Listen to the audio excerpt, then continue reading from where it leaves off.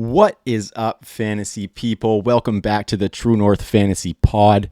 I am Travis Seal, coming live from a secret location within the True North Fantasy lair, as always.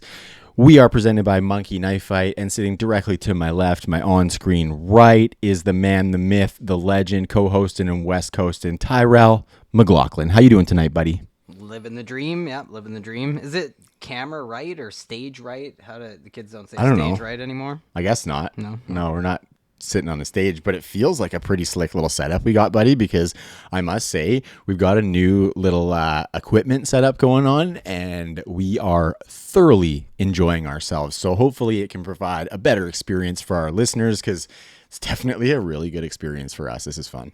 Yep, hot mics, new hot mics. Yeah, beam. But New mic goofing. anyway, now that it's stopped raining, for any of our audio listeners, I was just making it rain there for a sec. Sorry. Anybody who wants to check out our stuff, please make sure you go to truenorthffb.com. Check us out on the socials at truenorthffb on Twitter and on the gram. And yeah, just check out all the work. Everyone's doing some really good work. Make sure you subscribe to that YouTube channel, because we have 4 weekly shows happening right now, and the boys are putting in some really, really good work. So Sons of DFS, I think obviously it's winding down a little bit for them because DFS season is getting close to over. The Gold Jacket Pod, they're going to keep her rolling all off season as well as the point after. So we're really excited for the content schedule for True North Fantasy Football. Going to be a really big 2022 tie.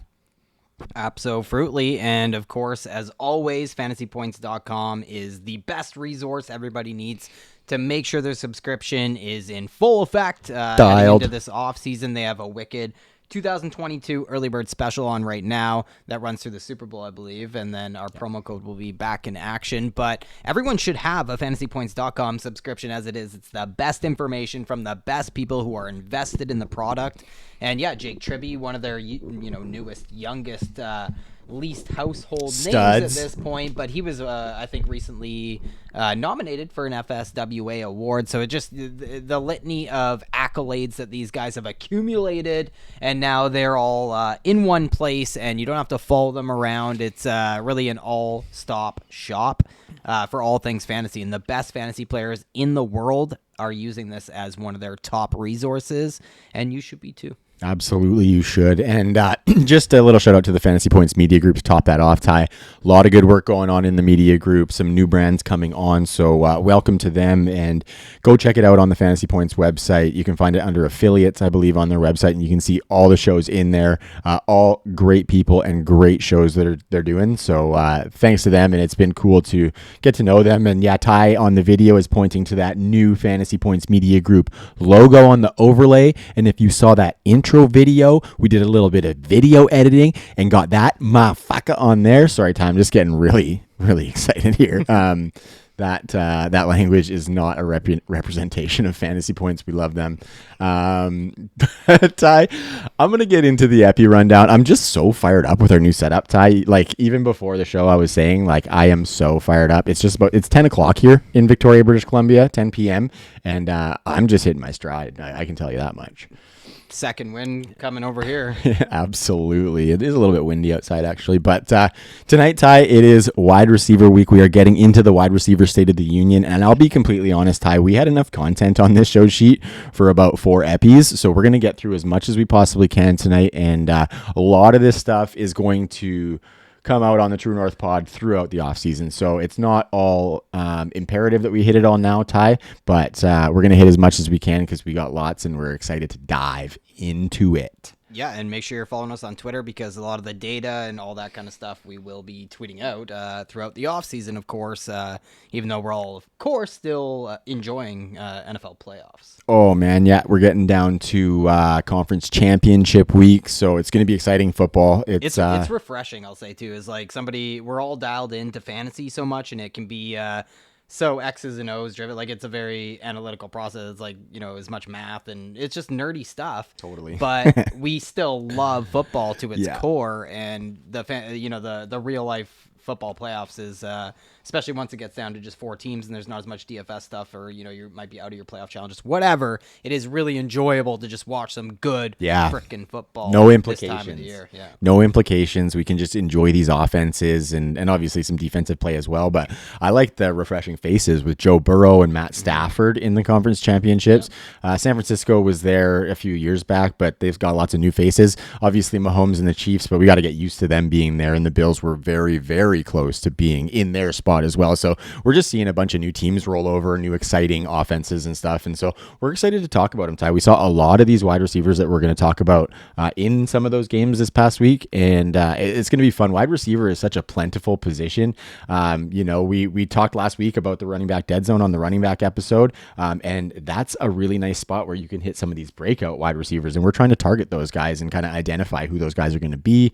We're going to talk, you got some hit rate stuff, which I'm really excited to get into.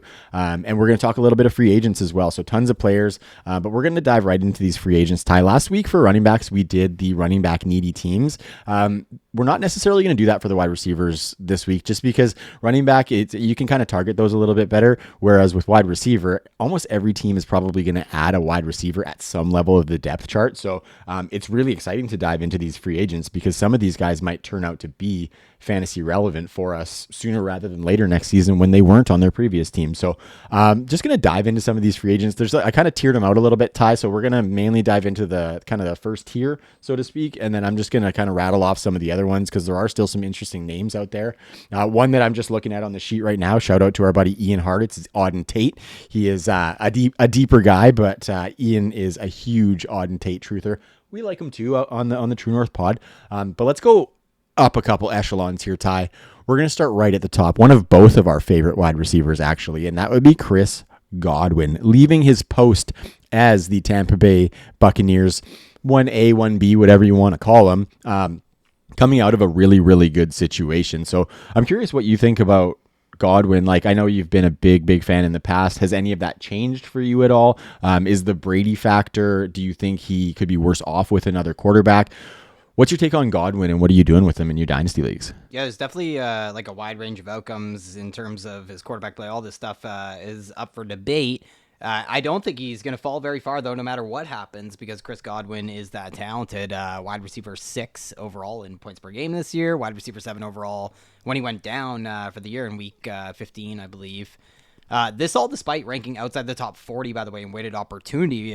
So I really think the only knock on Rod God is the failure to stay healthy here. I think he's missed games in 3 straight seasons now, and not giving us much come fantasy playoffs in each of the past 3 seasons, not available twice. But yeah, I just love Chris Godwin. So normally a wide receiver this talented would never hit the open market, but Tampa Bay has some serious cap constraints. Their available cap space according to Over the Cap is about what Chris Godwin would command on the open market, I think, in his AAV, average annual salary. And the Bucs have just a buffet of expiring contracts beyond Chris Godwin, Alex Kappa, Ryan Jensen on that offensive line. I think Kappa's due for a major pay raise. Yeah, he was one of the highest graded guards in the league this year, I believe. Yeah, and he's just been played every snap too, I think. Yeah. And then you have a bunch of guys on the defense. They got some secondary guys like Whitehead, Carlton Davis. You got JPP, Ndamukong Suh. All those guys are free agents, and there's some skill guys who could be gone too. You think of Antonio Brown, seems all but certainly gone from Tampa He's already Bay. gone. So yeah, we talked about Leonard Fournette on the running back episode and during the season. Fournette has been a buy candidate in Dynasty this whole time because he could easily return to Tampa Bay. Best case Ontario, if you ask me. Yeah, and I'm not so sure his season has been so spectacular that squads are lining up down the block to shell out a multiple year contract to him. So if the Bucs try to run it back, so to speak, Fournette could be a big part of that. Maybe that takes months to play out, to unfold, not unlike like it did last offseason for Fournette and the Bucs. And there's expiring contracts at the tight end position too. I think OJ Howard's up this year. Rob Gronkowski's that remains to be seen. Yeah, that's right. A real possibility that Chris Godwin just walks, with a franchise tag really hindering the Bucs' ability to really retain other guys. And even if he stays, like you said, alluded to, we have Tom Brady to worry about. We have to bake in the idea that Bruce Arians could retire again. Jesus. So yeah, do you think Chris Godwin's a top 12 wide receiver in Dynasty going forward? Like, how much do you think we're going to covet this Buck situation for the weapons in the passing game in Dynasty leagues with, some of the ambiguity here that comes along with it? That's the Tom Brady expiry date, right? It's like, it's worrisome to invest so heavily into a guy who, he saw that production with Jameis Winston. We can give him that. He didn't do it all with Tom Brady, but I mean, Jameis Winston is a one-of-a-kind quarterback, and he plays very nicely into the hand of an elite fantasy wide receiver. So it is hard for me to put him inside the top 12. I'm actually trying to open my Dynasty rankings this very second, and they just aren't opening for me right now, Ty. But I think I have him just right around the top 15 here for Dynasty wide receivers. But I think, like, if he goes back to Tampa and you want to have him in your top 12, that's totally fine too, because like a 2-year window, if you're assuming that Tom Brady is there, then yeah, I think Chris Godwin is that. Chris Godwin, he scored the 9th most red zone fantasy points of any wide receiver this year, and that just kind of alludes to the fact that he's efficient. He can do it anywhere on the field. And that was with Mike Evans scoring the 5th most points in the red zone among fantasy wide receivers. So who do you have higher between those two in your rankings, if you're able to? I have Chris Godwin higher, actually. I have him as my Dynasty. You know what? I do have him inside right now, and that would be with the assumption of Tom Brady for a couple more seasons. I have Godwin at wide receiver 10. I have Mike Evans just a couple spots behind him at about 14, 15 area. I think we could agree. Like, Mike Evans might be more confined by his offense. Like, he might be more tied to his situation than Chris Godwin, who, like, I think Mike Evans needs a plethora of air yards and end zone targets, like both of them. Whereas Chris Godwin's just he's far more versatile in my opinion. He can do it all. But deep receiving work after the catch, he's pretty electric. In fact, I think over the last 3 seasons, here are the yards after the catch leaders. If I bring it up here, Cooper Kupp, Deebo Samuel, Devontae Adams, Chris Godwin.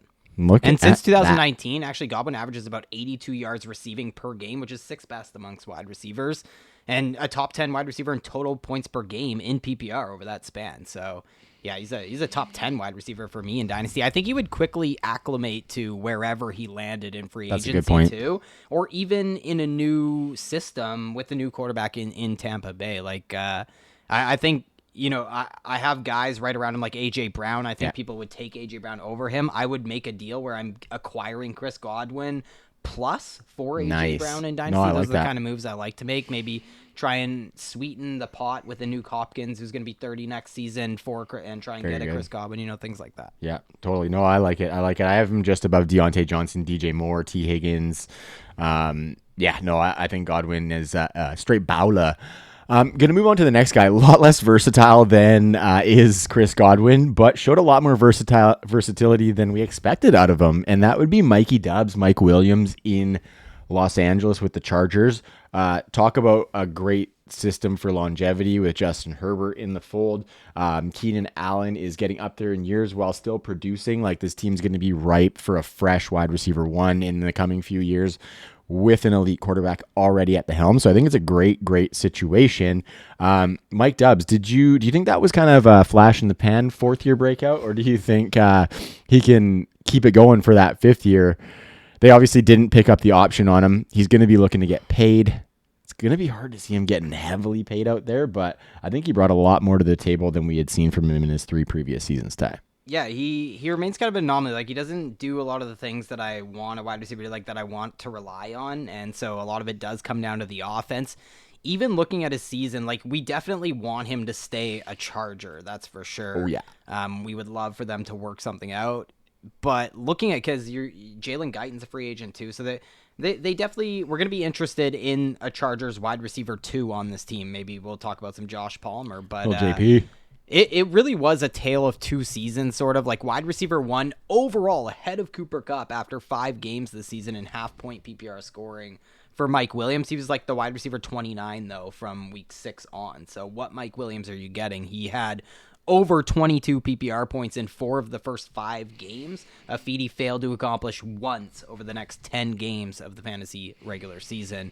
And definitely just a boomer bust season. Like, 65% of his points came in just those 5 games. Those 5 games were his only wide receiver 1 performances. He had just 8 top 24 finishes. So And like there was 7 games this season where Mike Williams had under 10 points per game and or under 10 PPR points. So he failed to reach double digits, way more than a couple times more than he was even a wide receiver 1. So he remains like what he always has been throughout his career, from week to week, from year to year in his career, just kind of an anomaly, but with a boomer bust element to his game, with a ton of promise. And, if we want what we saw in 2021 to continue, then Mike Williams dynasty owners are praying that he stays in town. There's no doubt about it, because this season looks like the outlier at this stage of the game. Like after averaging under 11.5 points per game in PPR in each of the previous 3 seasons, he soared to over 15 points per game this year. And it really 100% comes down to this offense, what we saw from Justin Herbert and company, like 4th best in yards, 5th highest scoring offense, 5th in completed air yards. The Chargers also were in a tier of their own along with the Buffalo Bills in play action pass attempts and yards. I'm a big fan of that and think it correlates to fantasy success. So Mike Williams had 21% of the target share in this potent offense, about 30% of the air yards, almost 30% of the end zone targets as well, 14 end zone targets, and he was the only Charger with double-digit end zone targets. So, and maybe some positive touchdown regression to point out in that area of the field too, because only 5 guys had more end zone targets this season in all of football, but 21 guys scored more end zone touchdowns than big Mikey Dub. And there's a lot to factor in here, because if he's back as a Charger, you have to think Keenan Allen continues to climb towards that age apex. And you mentioned Jalen Guyton could be on his way out in odd man fashion, I think, So, and I think, by the way, this leaves the sneaky buy, the guy I alluded to off the top, is Canada's own Josh Palmer. Canadian. Yeah, no, I like it, man. I think Josh Palmer, fills the Mike Williams role very nicely and probably adds a little bit of a plus to it with a little bit more of a diverse skill set than what Mikey Dubs has. And I'm totally with you. Like Mike Dubs' best case Ontario is to go back to the Chargers. He knows that situation can feed his type of profile, and we don't necessarily know that for other teams. So yeah, I think that's really well put there. And I think it's not to say that Mike Williams can go elsewhere and not be good, because if he goes to a quarterback that can put it up, like if he goes and he's the wide receiver 2 for the Chiefs or something like that, obviously we've been salivating over the wide receiver 2 for the Chiefs for a long time, and it hasn't necessarily panned out. Thanks a lot, Mecole. Well, the wide receiver 2 there is either Tyreek or Kelsey. Yeah, those 2 guys actually have soaked up over 50% of the team's targets in the past 4 or 5 years straight, which is pretty bonkers. But let's go to LA. I want to keep this rolling through the free agents. Like I said, Ty, buttload of guys to get through tonight, so we got to start flying here. Speaking of buttloads. Yeah, well, these are some of the toughest guys here that we're talking about already off the top. Speaking of buttloads, Odell Beckham Jr., the Cleveland Steamer himself. Shout out to our friends at Viridian Global. If you want to get some deadly merch, True North merch is on Viridian Global. They also have an Odell shirt that is called the Cleveland Steamer because Odell's into that. What a little surge with friggin' LA, hey? 6 games he went with LA. We're not going to dive into the whole Bitcoin thing because he lost a shitload of money on his contract by taking some of it as Bitcoin. Yeah, buy your own Bitcoin, kids. Yeah. That's the lesson. Take whatever you get and then go buy your Bitcoin. Yeah, don't take your contracts in Bitcoin, folks. Absolutely not. But anyway, another guy whose best case Ontario is probably to stay where he's at. But then if you look at it, he's got Robert Woods to contend with, who should be coming back from injury. What's your take on Odell? I think he probably goes somewhere else because somebody will give him a little bit more money and probably offer him those wide receiver 1 looks where he won't get that with Cooper Kupp and potentially even with Robert Woods. So I think just knowing kind of Odell, he wants to be the alpha somewhere, and I don't think it'll necessarily work out unless he's not seeing the market that he thought he would see. But what's your take on Odell hitting free agency, and are you excited for this? I think he's going to be a sexy name on the market.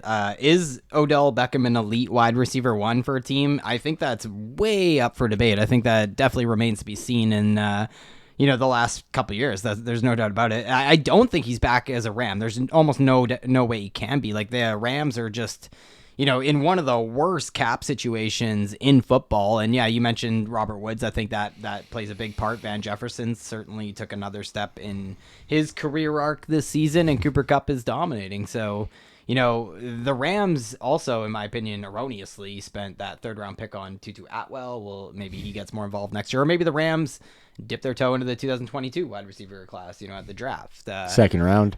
But I totally agree that OBJ could be a very sexy name in free agency. The question is, what OBJ are you getting? He had 35 touchdowns during his first 3 seasons in the NFL. He scored 21 times through the air in 5 seasons since then. And if you pace everything out per 17 games, because that's what we have to do now, over the past 5 years now, OBJ is averaging 78 catches for 1,041 yards and 7 receiving touchdowns. That's what his 17-game paced out schedule, stats would look like. Compared to his first 3 seasons paced out for 17 games, OBJ averages looks like this: 114 catches for over 1,600 yards and 14 touchdowns. And to be honest, touchdowns were the total catalyst this year for the resurgence with the Rams in 2021, because Odell hadn't scored a freaking touchdown heading into his Week 10 debut with the Rams, but he scored in 5 of the following 6 games, despite seeing just 6 end zone targets, according to PFF, during that span.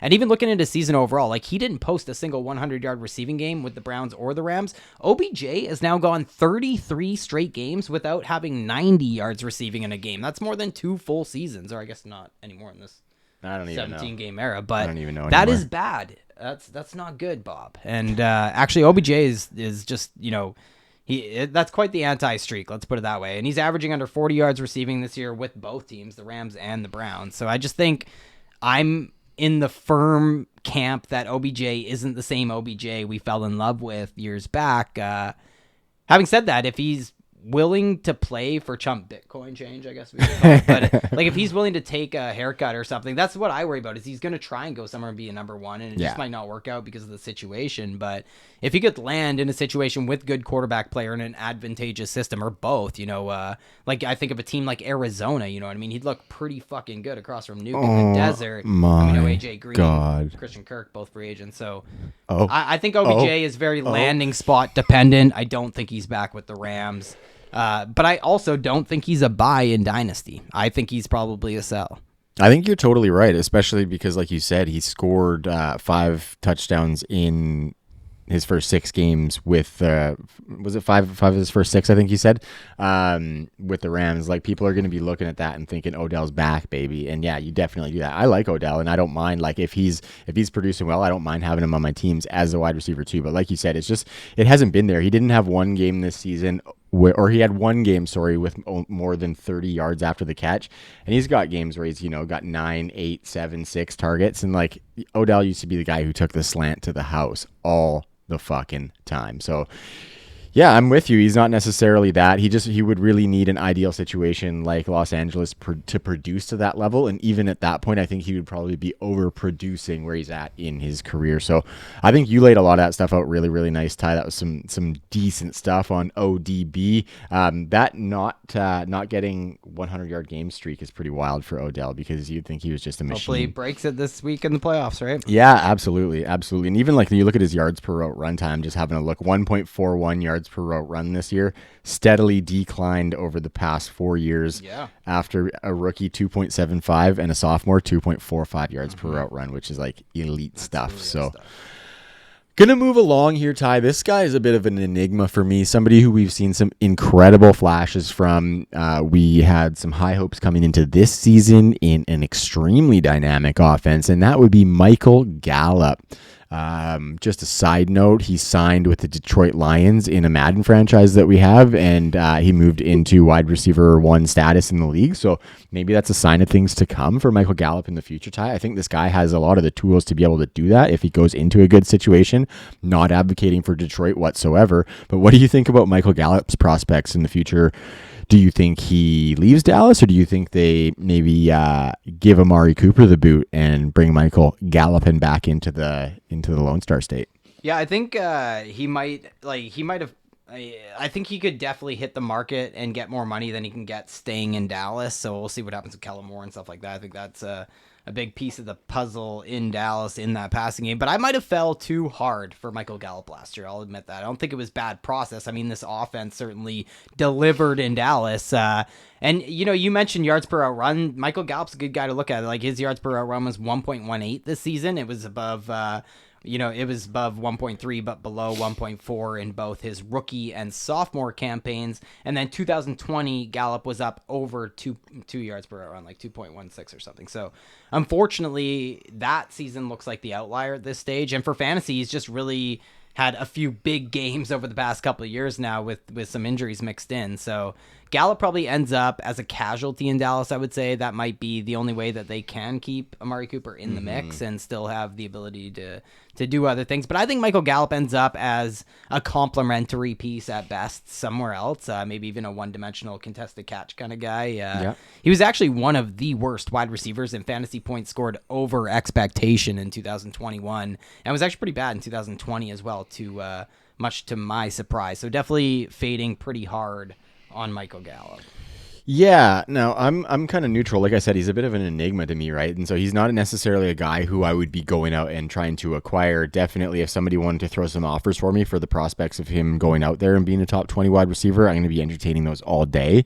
But I'm still not necessarily sure what to think on Michael Gallup, because like you, I was looking forward to this season. I thought we were going to learn a lot about what he could do on the chance he moves on to another team to be in a more prominent role. But I mean, it's not to say like a more prominent role in another offense might not necessarily be better than, a secondary role in Dallas, depending on the offense that he goes to. So that's why I'm just having a bit of a hard time with him. I would probably sell if I could, and I would not be going out to acquire some Michael Gallup right now, but we could be putting our foots in our mouths, because this is a talented player who you never really know. Okay, so next couple guys, Ty. These guys got banged up this past season, and I'm just going to start kind of humming a little bit because we've got lots more to get through here. Will Fuller and Juju Smith-Schuster. Obviously, Will Fuller went to Miami, and he was looking for a fat season, fat with a PH. He didn't necessarily get that. Jalen Waddle kind of slid in and stole his role there. And Will Fuller's hitting free agency again without a great season under his belt, which is what he was hoping to get this past year. So why don't we start on Will Fuller, Ty? I know that you have loved the boomness of Will Fuller in the past. Quintessential best ball guy, right? No. Quintessential guy with IR spots. Yeah, no, 100%. And so what do you think he can bounce back? Because he's shown a lot more versatility than the deep threat stuff that he was showing earlier in his career. But I personally have not been a big fan of Will Fuller. I can't remember. I'd have to go look at like 45 show sheets back, but there was something where like he scored like 70, or not 70, that's high, but like 50% of his fantasy points in like 5 games in his career with those big boom games, and like all of his other games are below 12 PPR points or something like that. So I'm not a big fan of Will Fuller, but I'm curious to hear what you're saying. Yeah, I agree that, like, I know what splits you're talking about, and I agree, but there's not many players who can deliver 40-point fantasy games. True. And give me Tyler Lockett instead, right? I'm going to be overweight on Will Fuller in 2022. I have a horrible feeling. I know he has to learn a new playbook. I know he was attached to Deshaun Watson for his glory games in Houston, and I know those games can only happen if Will Fuller's on the fucking field and he's not injured, right? But in his career, in games where he's seen 5 targets or more, he averages almost 15 points per game in PPR, which would have been top 20 wide receiver in 2021. And it's not a small sample size. Like, Will Fuller has seen 5+ targets in 41 of 55 games played in the NFL. So, yeah, definitely has a massively wide range of outcomes in every way for him as a free agent right now. Like, we don't want him to go back to Miami tethered to Tua. That's not ideal. We would love to see him somewhere with a quarterback who has a strong arm, like a system who employs a lot of play action would just be awesome. In Dynasty, I'm still ranking this guy as a back-end wide receiver forward. And, like, I think he remains a player who offers a ceiling you just cannot find that late in a fantasy draft, especially at the wide receiver position where most of the hits go inside the top 24 of the position. So I think you have to factor in roster construction, of course. You don't want to build in too much volatility or instability at the wide receiver position, but to give a sense of where I have them, like, I think I'll take guys like Gabe Davis, Brendan Ayuk, Rashad Bateman easily ahead of Will Fuller. But I think I'd take a shot on Will Fuller over somebody like Mecole Hardman or DJ Chark, guys like that. So, yeah, I think Will Fuller kind of makes sense in seasonal leagues, in a lot of dynasty leagues, so long as there is IR spots, right? Because his ADP will really be suppressed. And, yeah, he's just going to be team dependent, avoid in best ball. Like, don't draft injury-plagued players in best ball, and Will Fuller seems to be one of the few actually injury-prone players. We don't like to throw that tag around, follow Edwin Porras on Twitter. Yeah, it's been kind of a rough go for Will Fuller trying to stay on the field. You never wish for a guy to stay off the field. That's not what I'm saying while I'm hating on him, but it's just not a guy that I like to have on my fantasy rosters. Talk about Juju a little bit here, Ty. He's obviously with your Pittsburgh Steelers. Was with your Pittsburgh Steelers. They're going to have some turnover on that roster as well, so we never know what's going to happen there. He could end up going back there. He loves the city. He's always rocking the gear on his Insta and shit, but what do you think he brings to the table, like, for whatever team? Do you think he brings more than like a 4-yard ADOT? Semi after the catch, you know what I mean? Like, he hasn't had those historic after the catch numbers like he had his first couple seasons. Obviously, he didn't have an AB putting up historic numbers across from him. But Juju, man, I love Juju, and I think he brings a lot more to the table than that kind of short target slot guy. I think he's got some size to do a little bit of downfield work. If he's in the slot, put him in the seam, get him doing some work after the catch still. He does have that trait. But, I've seen him do work on the outside and make some nice catches when he's had some tight coverage and stuff like that. So I want to see Juju flourish, and I think there's just too much uncertainty in Pittsburgh with the quarterback situation, which could go away at the drop of a hat because that's an organization that wants to stay relevant. So I don't think that they're just going to tank it. So keep your eyes peeled on that one, kids. But what's your thoughts on Juju as a player? Does he need a perfect situation? Yeah, I think he does. Like, I have him buried in my dynasty rankings. I've always had like a little bit of a chasm between my Juju rankings and ECR. You hate him. And I've certainly taken the W on that for the most part, and I bought him in his sophomore season too. Like, I got some of the across from Antonio Brown stuff. I don't think anybody saw his rookie season coming out of the gate, but like you alluded to, it was predicated almost entirely on historic yards after the catch numbers that have just completely disappeared while he's been in this one-dimensional passing game with such a low average depth of target based on the offense, the release time from Ben Roethlisberger. But it's also kind of put a spotlight on, if defenses are focusing on him, he's really not able to do anything. If there's not an Antonio Brown across from him, he might struggle. So I admit, as always, I have him just fucking buried in my dynasty rankings right now. Like, how far? In a tier with guys like Corey Davis, Tyler Boyd, wide receivers like that. So my God. I think of him as like a wide receiver 4. And I think because like he could easily outproduce his ADP, or, at least where I have him ranked. He could finish as wide receiver 26 or whatever. I just don't see this guy having a big ceiling is my problem. If he stays in Pittsburgh, I'll have 0 shares too. The team is getting less pass heavy. The quarterback play will be even worse. Juju's ADOT is just historically low. The efficiency is just brutal. And the Steelers are just a one-dimensional pass game, like I mentioned at times, and namely when they're targeting Juju Smith-Schuster.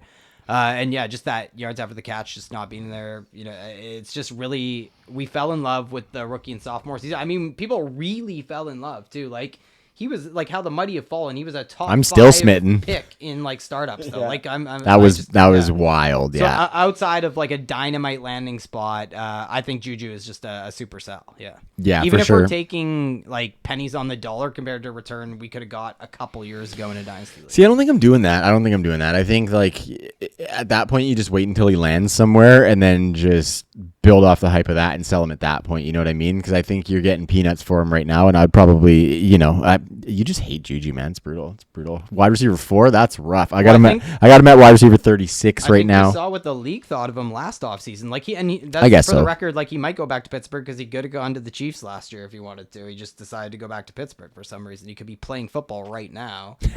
But he decided to go back to Pittsburgh, and it's because he really just had no offers. He had 1 year, like $8 million offers last year. I know there was some cap constraints and all that bullshit, but I just don't think the league sees him as like this X wide receiver or anything. Yeah, or even a strong number 2. Like, I don't even think teams see him as like a strong number 2. That's pretty wild. Yeah, it remains to be seen. We're definitely going to find out this season because the proof's going to be in the pudding for him. He might not necessarily have that safety net of going back to the Steelers like he did, so he might have to settle for that Will Fuller style deal, right? And bet on himself. But that's interesting that we've got opposing views, and I like one of your Steelers guys, Ty. It's going to be an interesting one to see pan out. Next guy on the list here, but we're going to talk about him in a little bit here. Allen Robinson, rough season, but he's going to be a free agent himself. DJ Chark, Ty. Ty, you touched on him, and it seems like you have him buried as well. I have him as my dynasty wide receiver 42. I think you had him in like that back end wide receiver 40. I don't even think I have him as the top 50 area. guy. I'm not sure I have any Jaguars wide receivers top 50 in dynasty rankings, to be completely honest. But DJ Chark may not be a Jaguars wide receiver after the season, but that's I think this is a guy that definitely will need a good situation himself. He definitely needs a strong arm quarterback who's going to put the ball up for him.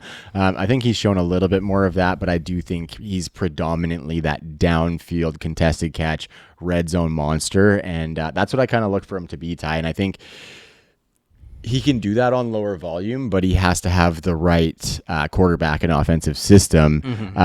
What's your take on DJ Chark? And do you think he can be kind of an alpha wide receiver? Do you see him as more of that kind of downfield contested catch guy, or is he just I've always pretty much that one tricker? And with how little the Jaguars invest in the wide receiver position, obviously we saw Marvin Jones heavily involved with Bevel there and stuff, but we thought that was kind of a vote of confidence in DJ Chark possibly getting a deal. Maybe they thought, in Jacksonville that he could be the guy going forward. But yeah, I mean, I think he's fairly one-dimensional, field stretcher kind of.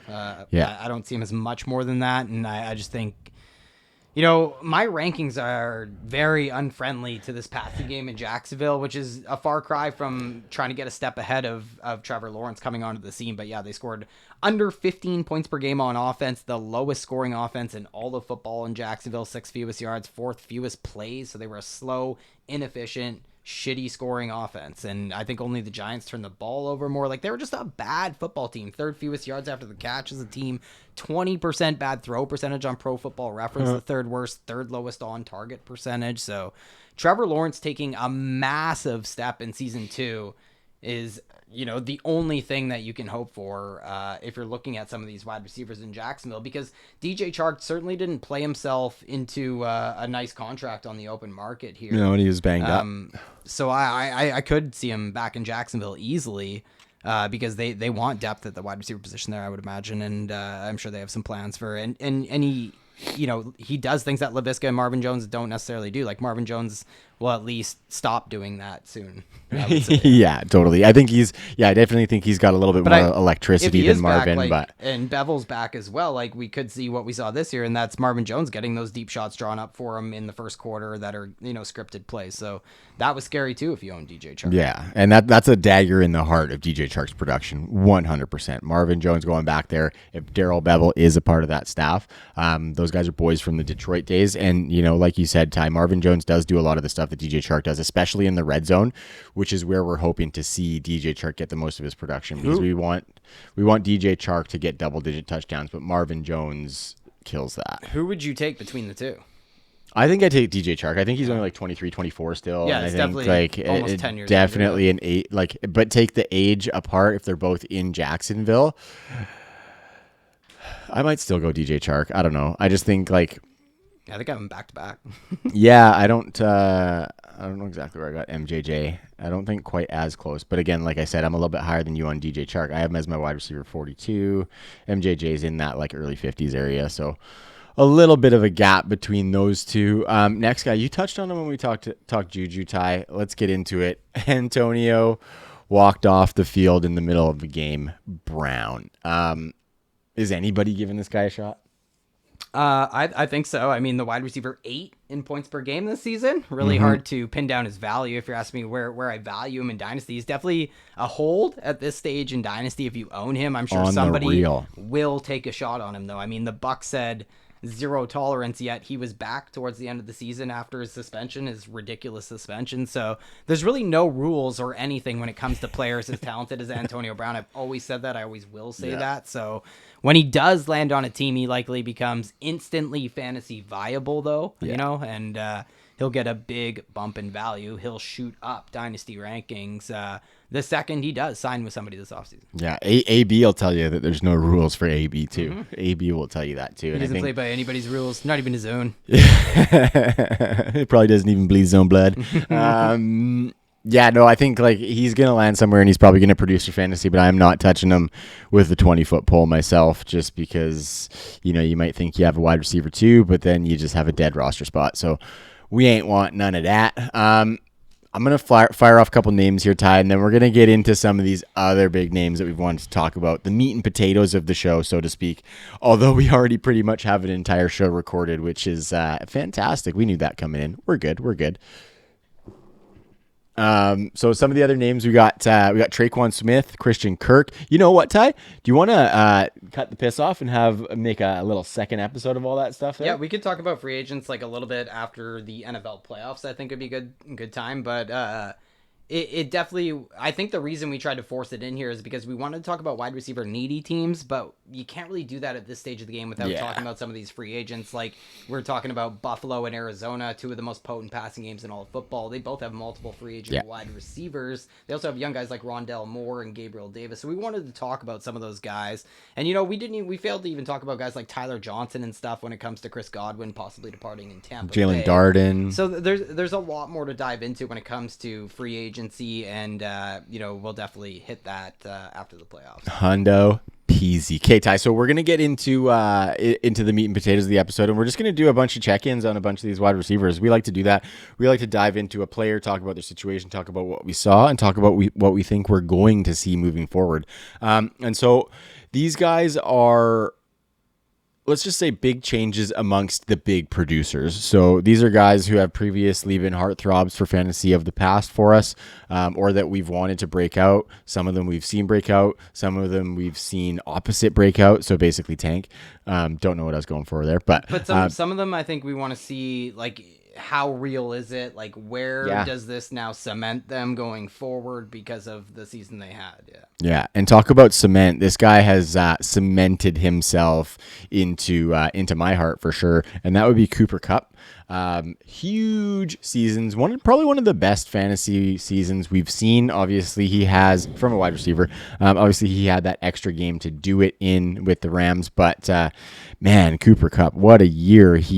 Things went really well for him. Obviously, Matthew Stafford was in the fold. Robert Woods got hurt. Odell didn't get there until week 10, I believe. So really, really hot start to the season, and it kind of came on the back of what we had said he needed coming into the season, Ty, a quarterback that's going to sling it, some more air yards, some good red zone work, and he got all of that, and we'll get into it in a second. But do you think with Robert Woods coming back and potentially an Odell return, or maybe continued progression from Van Jefferson, like you were mentioning before, do you think Cooper Kupp is like a glaring regression candidate, or do you think that with Matt Stafford in the fold, Sean McVay's innovative offense, do you think Cooper Kupp can kind of maintain this type of production?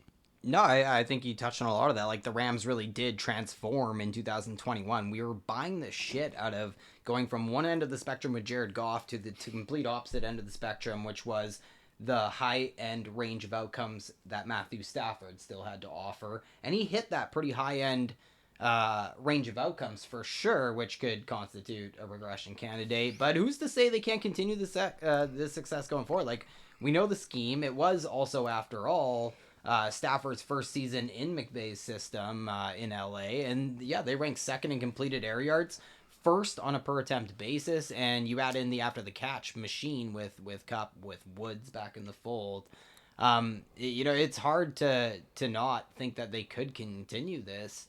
At the very least, like, I think it's almost impossible to not consider Cooper Kupp an elite wide receiver at this point, even in Dynasty. No, I love it. We were kind of calling for it this offseason, and it could have really gone both ways. It really, really could have, especially with Robert Woods staying healthy, and you never really know what's going to happen with a new quarterback coming in. But I talked about the increase in the air yards for Cooper Kupp, and it was a massive increase in air yards. I tweeted out earlier today that this year, Cooper Kupp had the 8th most air yards among all wide receivers, and that was a 69% increase from his previous career high. So almost 70% more air yards than previously. So 970 he had in 2019, and he had over 1,560 this year, which was absolutely bananas. But the interesting thing, and you were saying, like, there could be a chance where he continues his production. Well, if you look at it, he was the only guy in the top 15 of air yards for wide receivers to have an average depth of target with less than 9 yards. So he was getting his targets super shallow still, as Cooper Kupp does. But he was, and obviously a lot of that comes with getting 191 targets. You're going to get those accumulated air yards. But the share was just massive, and it really, really produced some elite fantasy play. So even if he could bump that average depth of target up just a little bit, like even Devontae Adams is the only other guy in the top 15 of air yards under 10. And he had just like a 9.5 average depth of target. So bump Cooper Kupp to 9.5, maybe 10 air yards per target. And I think we're talking about continued elite production. I have him at my dynasty wide receiver 9 right now. And I'd probably have him higher if he wasn't such an aged wide receiver. He came in at like 25. And so he's probably 28, 29 right now, where I've got some of those younger guys ahead of him. But what's your take on Cooper Kupp? You said he was an elite dynasty wide receiver. Just how elite are you saying, Ty? Yeah, I think I have him as my wide receiver 6, like Jamar Chase, CeeDee Lamb, Tyreek Hill, Justin Jefferson, DK Metcalf, Stephon Diggs, guys like that. And then Devontae Adams, like Chris Godwin, AJ Brown, guys like that. So I 100% think Cooper Kupp has just done nothing but continue to climb higher and higher throughout the season. You mentioned the target volume, and people will point to that. Well, we've seen 200 target seasons. We've seen 180 plus target seasons. What we haven't seen is a 1,900 yard receiving season from anybody other than Calvin Johnson and now Cooper Kupp. Like everybody, it's the most fantasy points ever scored by a wide receiver in the history of football. So it's everybody is chasing Cooper Kupp now in this 17 game era. It's actually the best PPR points per game season by a wide receiver since Jerry Rice in 1995, even on a points per game basis. So, you know, it's just pretty remarkable what he did. Like the consistency of top 12 weeks, it's making me lose my words. Like it leaves me speechless. Like I use quick shout out the FF Spaceman. He puts together just a phenomenal database, several of them actually, and it's one of the only Patreons that I subscribe to. But check this out: only 3 wide receivers in the NFL posted more than 6 top 12 finishes this year. Nobody hit double digits except Cooper Kupp, who was a top 12 wide receiver 15 times this season. So, Jesus.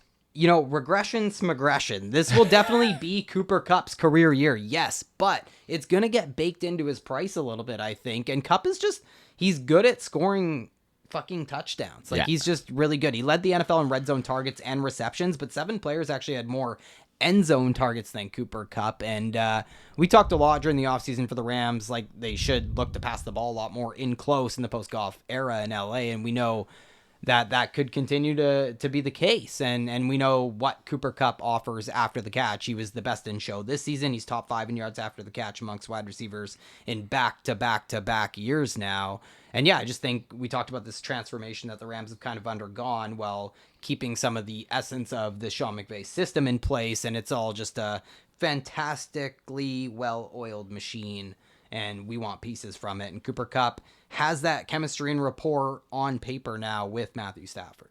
Yeah, it's just wheels up, right? It's just wheels up. You can't say that like he's going to be going in first rounds of fantasy drafts next year, and that's totally fine because I think he's probably going to pay off that price that people are paying. And you can pair Cooper Kupp with a stud youngster like a Jalen Waddle, for instance, in the following round, or you can select somebody like Elijah Moore or Amon-Ra St. Brown to inject a little bit more youth into your dynasty startup roster. So I think roster construction is, you know, at the forefront of a lot of these conversations, and that's why I'm so comfortable having Cooper Kupp ranked so high, because you can really hammer the wide receiver position in a startup and accumulate a lot of these young, awesome talents. Yeah, you always want to be churning young wide receivers through your dynasty rosters at every level of your depth chart. So bottom of the depth chart, wide receiver 2, wide receiver 3, bring in those young guys on your dynasty teams because those are the guys who are going to break out big.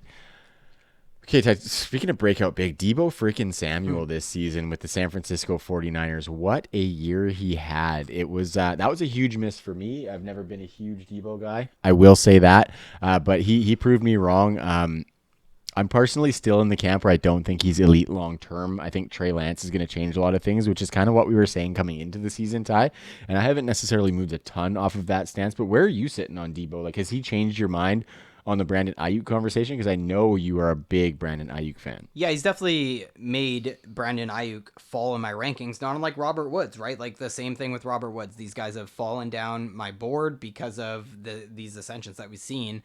I think I still have Debo just outside my top 12 wide receivers. I think he's in a tier with guys like Jalen Waddle that we mentioned, but other guys that have a little more ambiguity attached to them that you might pass on to take a Debo Samuel because he's so electric and exciting to watch and still younger than a guy like Nuke Hopkins or Amari Cooper. Maybe. I mean, Amari's still like 21, isn't he?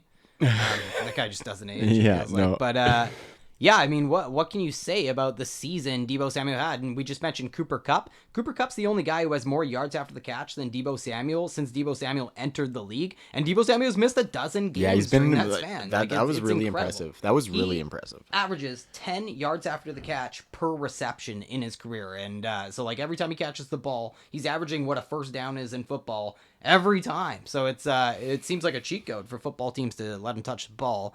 And we saw it last year. The problem was he missed time, and the other problem last year was that Debo had an average depth of target under 2.5. It was ridiculous. And Greasy.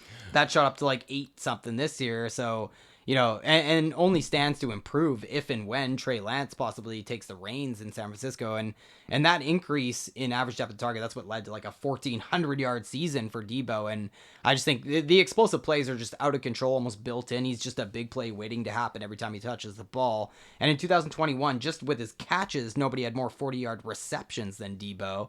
And he's just he really is a cheat code. Like he's over 2 yards per route run in all 3 of his seasons in the league now, improving every season as well. And in 2021, he actually became the first player in NFL history to have over 300 yards rushing and over 1,100 yards receiving. That's so this dope. guy is a very special talent, and sometimes we can see a lot of apprehension when it comes to these unique talents. And so I think we should try and buy it in this more positionless football and more creative usage, especially when he has a creative coach like Kyle Shanahan who can scheme wide receivers so well. Yeah, well, he definitely won me over this year. Like I'm still a Brandon Ayuk fan, much like yourself, Ty, but the big plays that you alluded to are the thing that kind of won me over. I thought he was going to be that guy like who wasn't going to be able to sustain the after the catch that he's got there, but he's a Konami wide receiver if there ever was one, in that positionless football like you're talking about is kind of what we need to lean into, like you said. So I am definitely coming more into that, where I have previously been a little bit hesitant, right? Like I don't know this guy's role,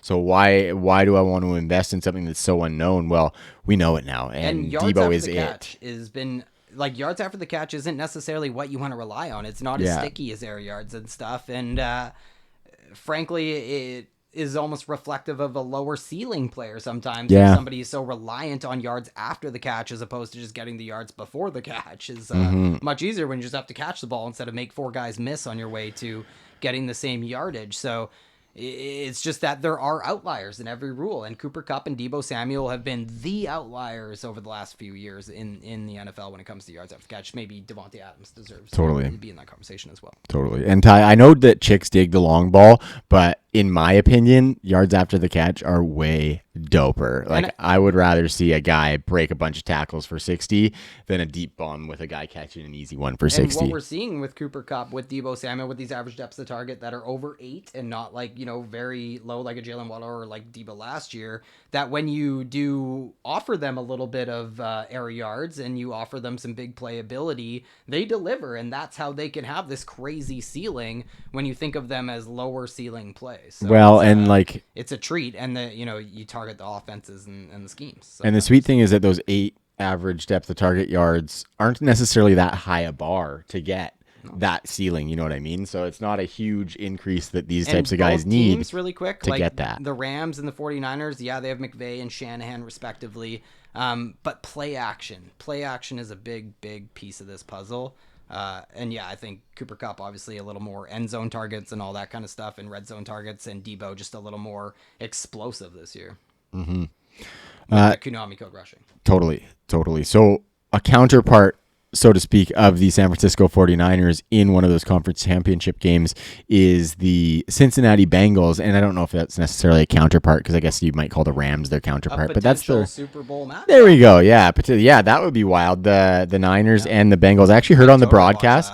I heard on the broadcast actually that it had been like X amount of years to the day since that Cincinnati Bengals and Niners Super Bowl that happened way back, and they said something like it's still like the highest rated Super Bowl or something like that, and I think that's got to be like a percentage per capita or something like that, but that would be an interesting Super Bowl matchup to see so long after the fact. I think a couple of the names that would be front and center in that matchup would be Ja'Marr Chase and obviously his buddy T. Higgins.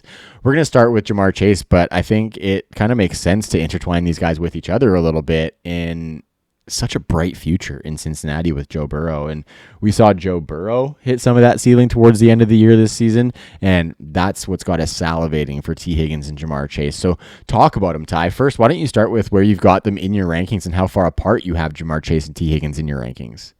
Number one, baby. I got Ja'Marr Chase, number one overall. I think he's my number one overall player in a startup draft with some of the ambiguity at the running back position right now. And T. Higgins, I believe, is like a top 15, top 24 wide receiver. Like, I think he's my wide receiver 16 or 17 at this stage in Dynasty. So really like both of them. Maybe with Deontay Johnson and Chase Claypool. I don't even think I have Chase that high. So, you know, maybe a team that I have the highest two wide receivers ranked inside the top 20 or whatever you want to call it. So, I'm buying the situation. Ja'Marr Chase, definitely by far and away. We talk about a lot of these things. So we talk about deep ball receptions, air yards or whatever. We talk about yards after the catch. We talk about end zone targets. These are the high leverage work you can get or whatever, or the different ways you can go about accumulating your fantasy points or whatever. Ja'Marr Chase was top 5 in deep ball receptions. He was also top 5 in yards after the catch. Top 5 in the NFL in end zone targets. So it's really amazing. And you know, we've talked a lot about Ja'Marr Chase this year. We made this declaration mid-season about Ja'Marr Chase being our number one overall player in Dynasty, I believe. And we talked lots about everything going right for Cincinnati this season. Talked about how much run heavier the Bengals have been this season. We talked about the crazy efficiency this season for Ja'Marr Chase.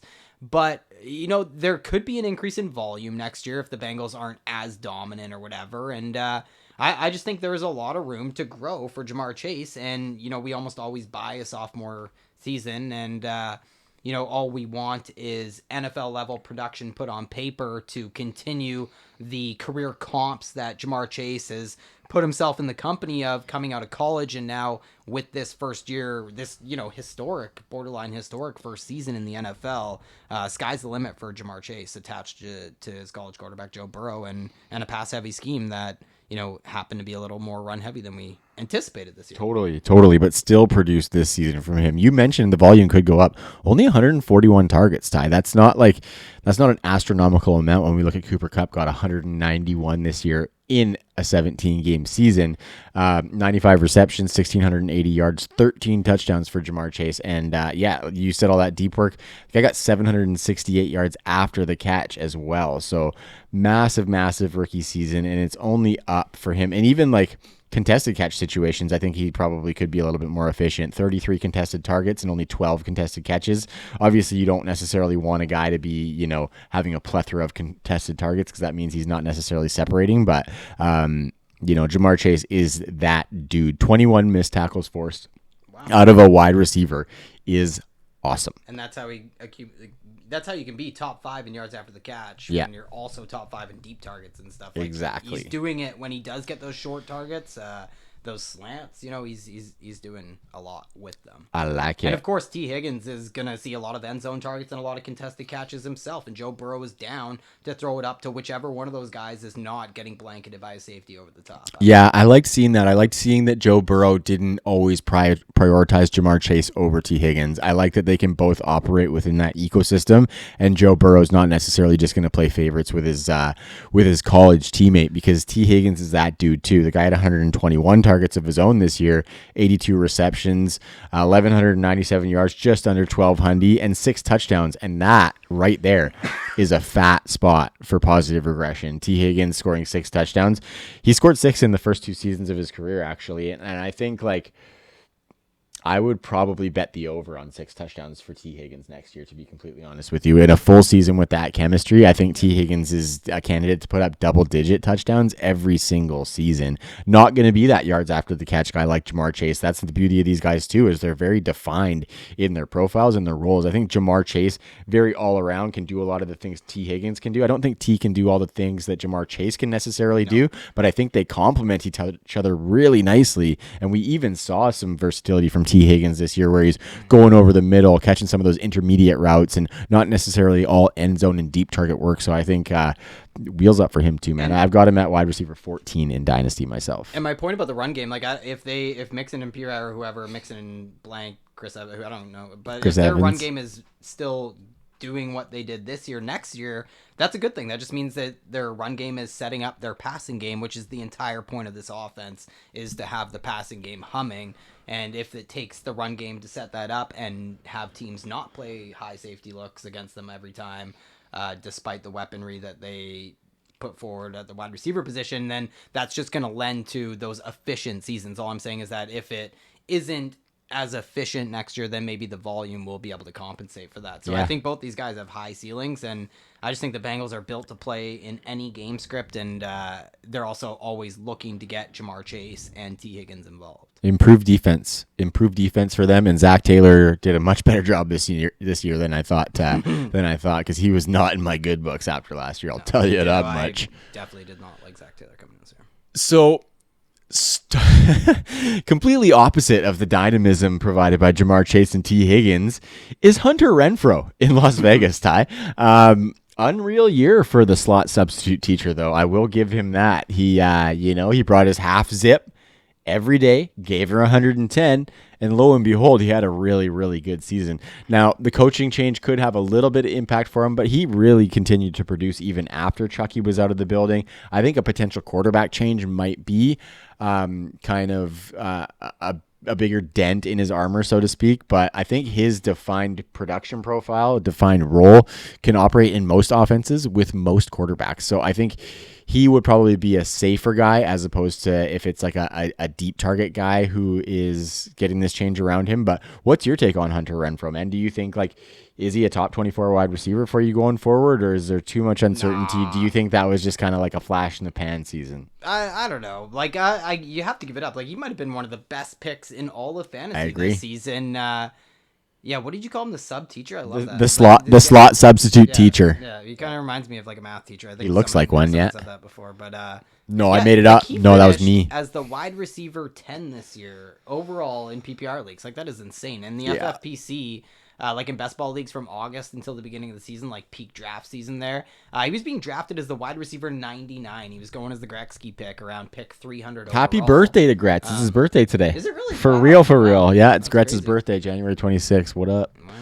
Well, big fan of the show. I bet he could still play and just like play on the half boards on the power play and still get a couple apples. Guaranteed. But yeah, he was the only wide receiver to finish top 20 at the position this year, despite having an ADP outside the top 50 wide receivers. And yeah, he was wide receiver 99. There's definitely an argument to make, though, for not just a volume-driven season, but how unbelievably volume-driven the season was and how unbelievably driven by circumstance that all was, because I think Henry Ruggs' last game with the Raiders, or anybody else ever again, for that matter, probably was in week 7. And the Raiders' bye was week 8. So Hunter Renfro was the wide receiver 7 overall from that point on. Cooper Kupp and Devontae Adams were the only wide receivers who had more catches than Hunter Renfro during that span. So I'm sort of selling the 2021 Renfro season. Just the volume-driven nature of the other weapons. Like Darren Waller missed time as well. And, he's the Raiders' inarguable top target in the passing game. And, yeah, they lost Henry Ruggs. And up until that point...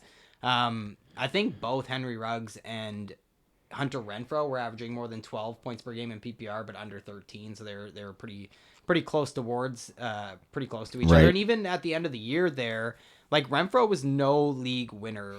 Weeks 15 to 17, he was a wide receiver 21 overall, under 15 points per game.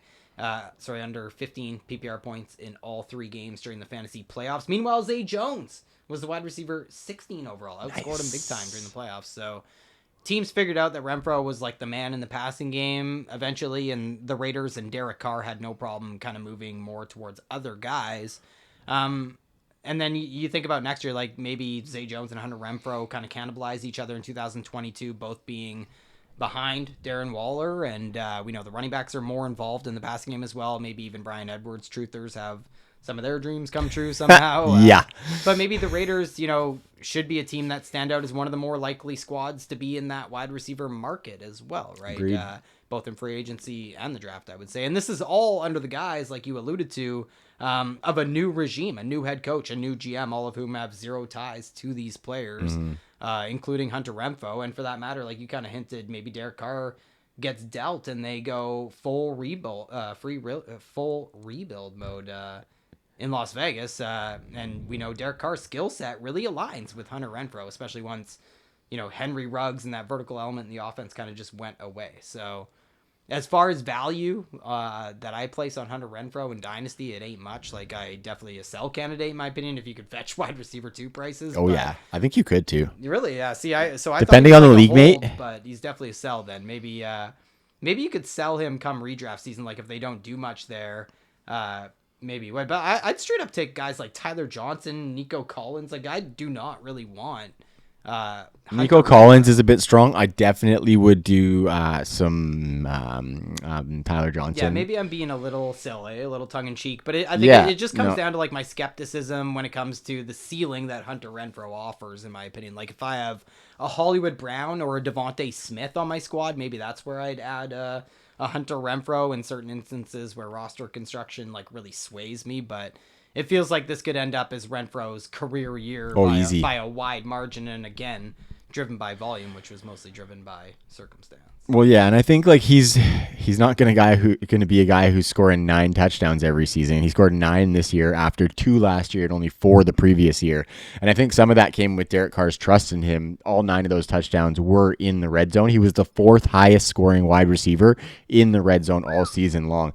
That's great for him, but that just screams that's not happening again. So I'm with you. I'm selling him, and I would probably be putting some feelers out there right now because he's hot off that top 10 season, and I think he only stands to lose a little bit of luster as opposed to really gaining it, depending on what happens this offseason. So I would be slanging the shit out of some Hunter Renfro right now. The slot substitute teacher can go teach another class, motherfucker. Okay, next guy, Michael Pitman Jr. And look at him with a wide receiver 22 PPR finish. That is definitely, higher than I was expecting coming into 2021. I wouldn't say that we thought that would be out of his realm of possibilities because wide receiver is the wide receiver 50 in FFPC best ball leagues. Yeah, for sure. And I think like it's a big hit. It was a big hit for sure. And I liked it. Carson Wentz came in there and definitely kept him relevant. T.Y. Hilton got hurt. He looked decent in that offense coming back as well. I think it was a little bit of a spotty wide receiver 22 PPR finish for Michael Pitman, but I think probably most of those are. What's your take on him? Do you like him? I like the talent. Like, don't get me wrong. I am definitely lower on Michael Pittman than ECR in dynasty rankings. There's no question. Like, I have him as a wide receiver 3 in my dynasty ranks. Same. And probably will in my 2022 best ball ranks that I'll be whipping up pretty soon. He's ranked alongside youngsters that I also really like. Devontae Smith, Rondell Moore, even like guys like that I'd probably look at pretty close to him. I definitely have him ahead of someone like Kadarius Toney, Darnell Mooney maybe. I think I have below Michael Pittman, Mike Williams, guys like that would be an interesting conversation. Yeah. Like I might have to wait and see where that, like they could flip flop in my rankings, but I'm saying he's a wide receiver 2 in most people's dynasty ranks that I've seen, and an almost unanimous top 50 pick overall in startups. Yep. And I'm just kind of handling him with a lot more caution, I guess. And it has almost nothing to do with the talent. It's almost entirely because of, the situation, you know what I mean? Like Colts will be a run first team so long as Jonathan Taylor's there, so long as those cogs on the offensive line are healthy, and it's already just an unfriendly situation for wide receivers. I think the Colts are one of just 9 teams this season to score under 30 points per game in PPR from the wide receiver position as a whole. And now you add in that the quarterback situation is just totally uncertain in Indianapolis, and the Colts could probably constitute as a wide receiver needy team as well. And after they kind of failed to address the position last offseason, they got very little out of T.Y. Hilton and Paris Campbell. Maybe they'll be more inclined to do so this offseason as they kind of remain one of the most competitive teams in football that also have cap space that they can spend.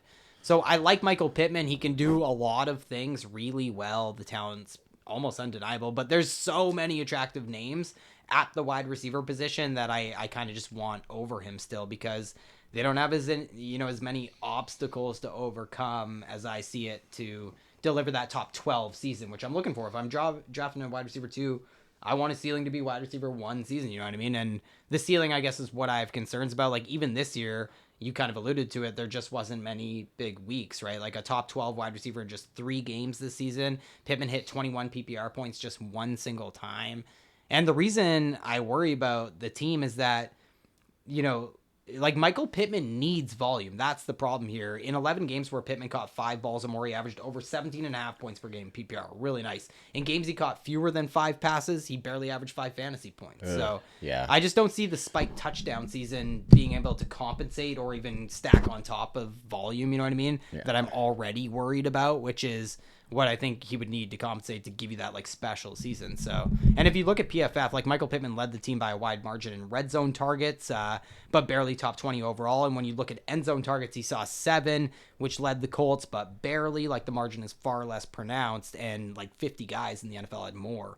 And his market share was like 20% of the team's end zone targets. It's just not impressive. And this is because Jonathan Taylor had 92 red zone touches, almost 30 more than any other player in football. Ridiculous. And if 30 is the number, and if we're looking more towards the end zone, JT had 30 carries inside the 5-yard line for the Colts this year, a dozen more than any other player. So Pittman he's in a very run-heavy scheme that has one of the best offensive lines, one of the best running backs, and that's all the more true the closer to their opponent's end zone that they get. Right. And you add on, the Colts could just have a new quarterback in 2022, making Pittman have to build chemistry with yet another quarterback heading into a season. And I just think they're also, like, Indy's really positioned to add a wide receiver of consequence, if not multiple guys.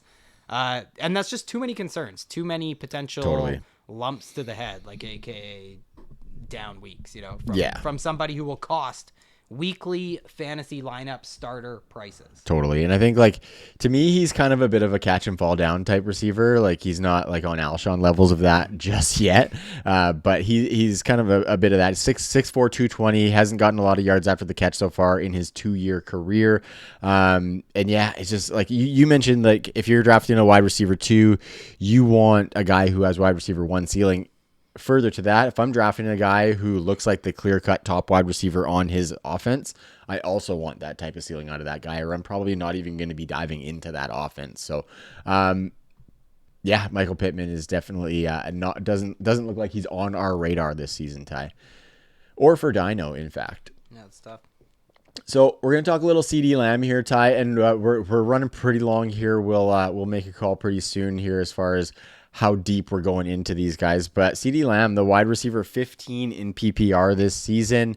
Obviously, we talked about that Dallas situation and how he has everything in place to continue to be an elite fantasy weapon moving forward.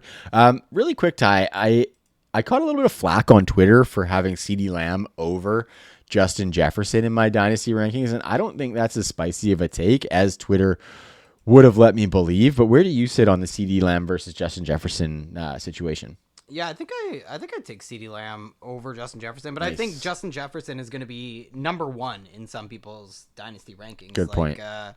I just still have small concerns with Justin Jefferson, just in terms of Kirk Cousins and his future with Minnesota. New regime coming in, new GM, new coach in Minnesota. We have to remember.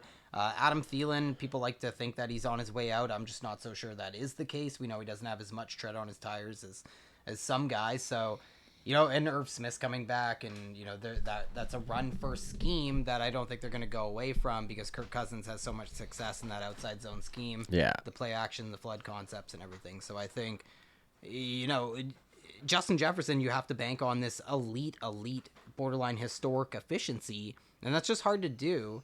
And whereas CeeDee Lamb, it feels like that big breakout season is still yet to come. Yeah, and he can provide that efficiency, and we know he's going to get that buttload of consistent top-tier volume as well, especially with maybe Michael Gallup, maybe Amari Cooper leaving the door. I think one of those two guys stays, but I think that's going to be a big boost for CD to get a little bit more volume, and we know what he can do after the catch. We know what he can do in the end zone. Just keep that volume going up, and I think CD, I actually have him as my dynasty wide receiver too. That's how heavy I believe in CD Lamb. All right, Ty. So we got a group of guys who might be losing luster. Do we want to run through them? What do you think? Yeah, I mean, we could save him if you want. We could talk about him. There's definitely some interesting names here. Yeah, absolutely. So let's just do some quick touches on these guys here. So DeAndre Hopkins had a rough year with the Arizona Cardinals. Only played 10 games this season. A very up and down 10 games for Nuke Hopkins. Just to lay it out here, Ty. 4 top 15 performances this season in those 10 games, and then the rest of those six other games, were outside of the top 20. He still scored 8 touchdowns, which is kind of promising in only 12 games. But what are you saying for Nuke? Do you think he's losing some of his dynasty luster or what? Well, I mean, I get the worries. Like, the age makes him a ticking time bomb in dynasty. Like, his ADP won't bake his age in, I don't think, that much, just because the situation is sexy on the surface, and Nuke is a household name. But yeah, like you mentioned, I wanted to throw some of those stats out too. Like, only 3 top 12 performances in 10 games this year, so 30% of the time, compared to almost 50% of the time over the previous 4 seasons. And the floor was super worrisome and also tied to touchdowns. So I think that was really concerning, because he had just 4 top 24 performances in 2022 or 2021, 40% of the time. Over the previous 4 seasons, Nuke was the top 24 wide receiver almost 75% of the time. So, and it all comes down to volume with Nuke. Like, this guy was the majority of instances over the last half decade of a wide receiver seeing 30% of his team's targets. That was down to 20% this year. So definitely worried about that, because it really is all about the volume. So yeah. You know, I think the question is definitely polarizing too. Like, do you buy this dip on Nuke, or do you get out while you can on Nuke? I don't think there's much in between there, to be honest, because he is going to be the dreaded 30 years old heading into next season. Absolutely. And like, he might end up just being one of those guys that you hold and just dies on your roster, unfortunately. But I think there's still definitely some production to be had out of Nuke. Just to further your point about the target share, Ty, he had more than 20% of the team's targets in every game last season, but he hit that in only half of his 10 games played this year. It's only 5 of 10 games. And I think it's going to be interesting, because you said the sexy situation, all those free agents there. The Cardinals have very little cap space, just over $7 million in cap space, but I think some of that AJ Green, Christian Kirk, you got both running backs and Zach Ertz, and how run heavy they were factored into exactly. the wide receiver. I mean, just to point out, they were still a top 10 scoring team in terms of wide receiver PPR points. It was just spread around 4 guys this year, a little bit more. And we saw that with Christian Kirk getting a little bit of a surge in production as well. I think it's going to be a very interesting offseason, but I think I would prefer to go out and buy Nuke as opposed to selling him for what you're going to get for him right now. And I'll err on the side of caution that maybe this year was the outlier. Like, Nuke was still top 5 in fantasy points per touch among all players in the NFL this season. So Nuke was still Nuke when he did get the ball, and maybe they'll get him the ball more, especially because they had such a lull on the offense post Nuke Hopkins injury there. And like I said, man, in this offense, he scored 8 touchdowns seemingly in his sleep this year. So we had a pretty good answer there. What about Calvin Ridley, Trav? Fuck, what the fuck do you do with Calvin Ridley, Ty? Shot backs out. It's Jesus. It's I don't know if a shot back's gonna handle it, folks.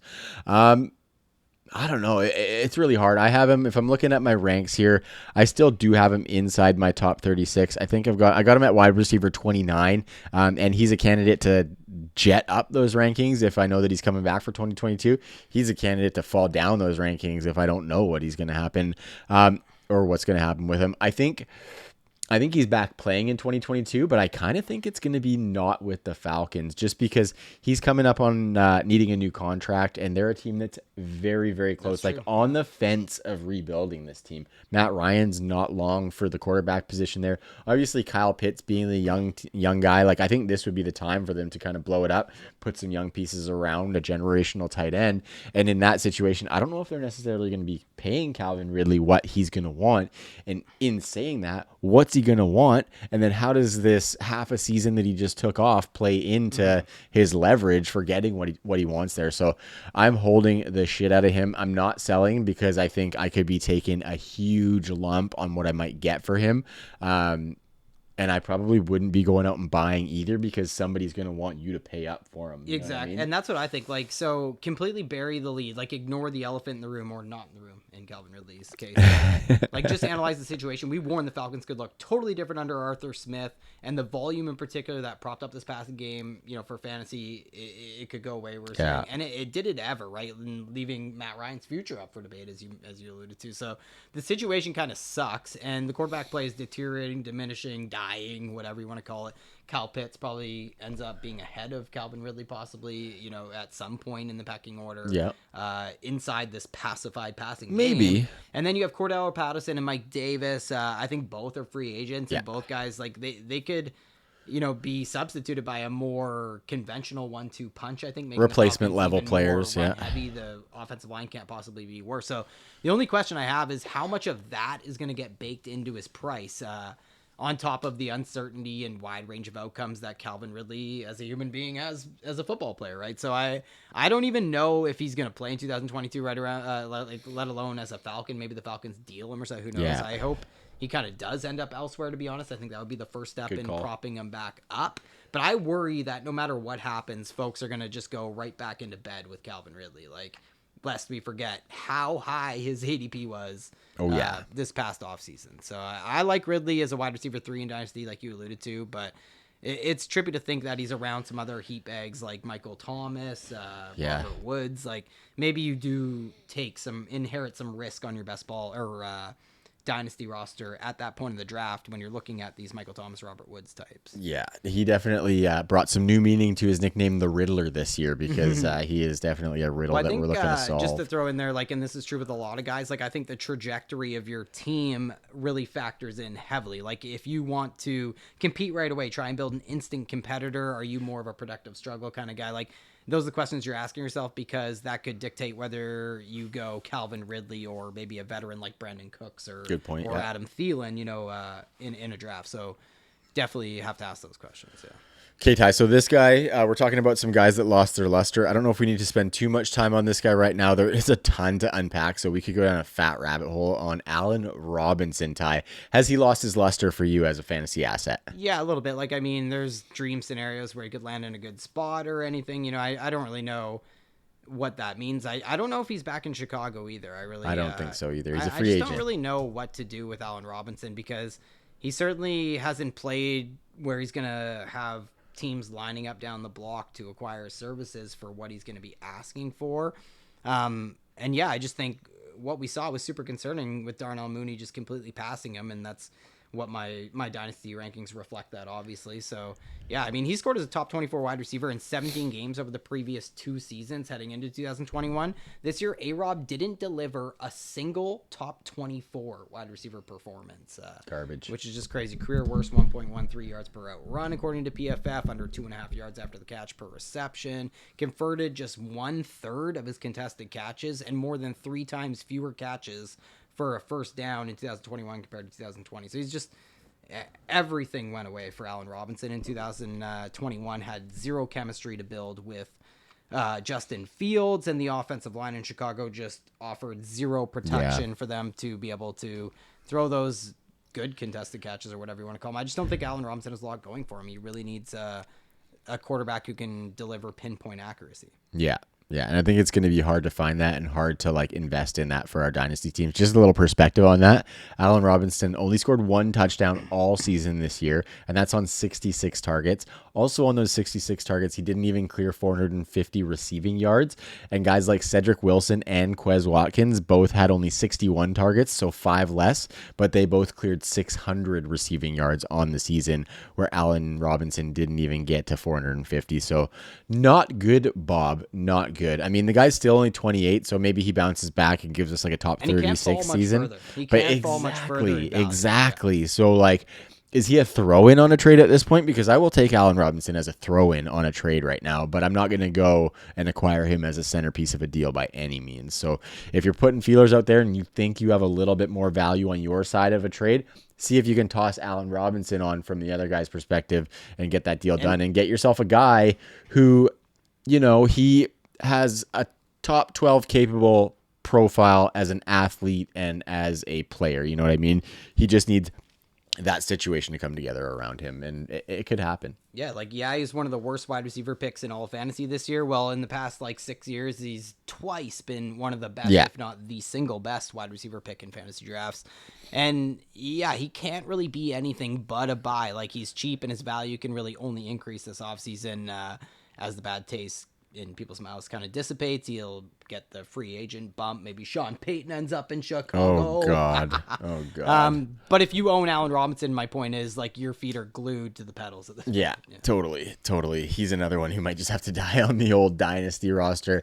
Last guy we're going to talk about who's just getting started hitting his stride in the NFL is Terry McLaurin. Ty finished as the wide receiver 25 this year in PPR. Great season. Unfortunately, the wide receiver 32 in points per game. And it was interesting because I was looking into that, and for how great he has been in his first 3 seasons, his best points per game finish in his 3 seasons is 20th, and that was last year. 32nd this year, 30th in his rookie year. So for me, that makes me kind of pump the brakes a little bit on him as a top 12 dynasty wide receiver. I think on talent alone, he can sneak inside that top 12, but I think there could be some value had in acquiring him, saying all that. But I think it's just hard to see that otherworldly top 5 season from Terry McLaurin for me. Do you see that potentially happening? Yeah, it's frustrating because I see it in the range of outcomes when it comes to his talent. I really love Terry McLaurin a lot more than other guys we've talked about in this episode as well. And I know we keep coming back to it, if they could only have, improved quarterback play, and that really couldn't be true for anyone more than Terry McLaurin, really. Yeah. And I think he's definitely a victim of circumstance, but how much better do we see that getting? What happens to Logan Thomas next year? What is Curtis Samuel's deal? Can Antonio Gibson get more work in the receiving game? Is J.D. McKissick still going to be kicking around fucking up the program? So I think there's a lot of stuff to sift through in that passing game for Washington. We don't even know the fucking name of that team yet. So, get a name and then I'll give you some value on Terry McLaurin. But I think it remains to be seen who their quarterback's going to be. Of course, is it Taylor Heineke? Is it Fitzmagic going to try and... I really don't know what's going to happen there. How involved in that quarterback class will they be this year? Washington has a lot of questions, but beyond improving their defense, quarterback's definitely at the top of that list. Yeah, and they kind of played themselves out of a high pick for a quarterback too. Terry McLaurin's no worse than a high-end wide receiver 2 in my dynasty ranks. Oh, absolutely. I'm actually, all of that stuff said, I actually have him just snuck into my top 12 behind Chris Godwin at wide receiver 11. Based mostly on talent alone and the fact that, he's still giving us strong wide receiver 2 production in a dumpy situation that can't really get much worse. So I like it for Terry McLaurin going forward. I just, I'm a little bit weary of the situation for 2022 specifically. And thinking about it, if I'm picking right now, I was just thinking about if I'm on the clock, because I have Terry McLaurin ranked as my wide receiver 13, and I'm thinking... I don't know if I don't want to move him down a little bit. I have Jalen Waddle ranked behind him. I think I take Jalen Waddle over him in a startup right now, yeah. That's interesting. I don't think I would do that yet. And I think Terry McLaurin just definitely belongs in that tier that's beyond the guys you were mentioning, like Chris Godwin, A.J. Brown, DJ Moore, guys like that. Yeah. And that's why it's good to use tiers too, Ty, is because especially in a draft situation, everybody says use tiers in a draft situation, but I think doing that doesn't set yourself up for failure, right? Because if you are seeing the draft come around to you and you see Terry McLaurin there and you're fired up to get him, you think you're going to get him 2 picks before he's going to go.